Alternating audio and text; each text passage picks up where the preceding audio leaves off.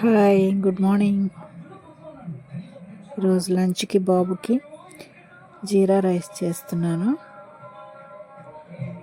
చూడండి, oil two table spoons, 1 table spoon నెయ్యి వేసాను. ఆయిల్ వేడెక్కాక 2 టేబుల్ స్పూన్ జీలకర్ర,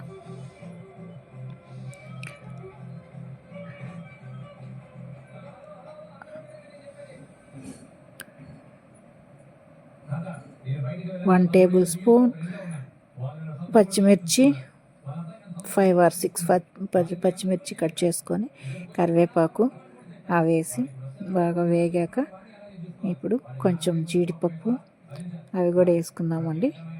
బాగుంటుంది టేస్ట్కి. లంచ్ టైం అయిపోతుంది, కాలేజీలకి స్కూల్స్కి అనుకున్న వాళ్ళు త్వరగా అయ్యేదానికి ఇట్లా చేసుకుంటే బాగుంటుంది, టేస్ట్గా ఉంటుంది.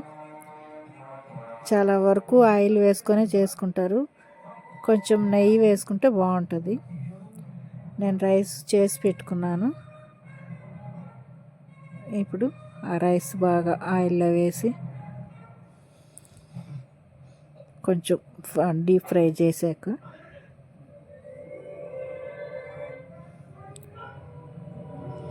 దానికి రైస్కి తగ్గట్టు సాల్ట్ వేసుకున్నాము.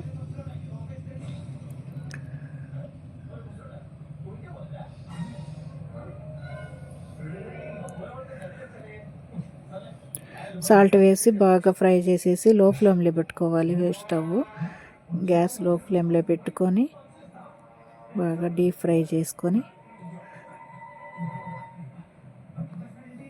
తర్వాత కొంచెం కొత్తిమీర వేసేసుకుంటే అయిపోయింది, జీరా రైస్ రెడీ.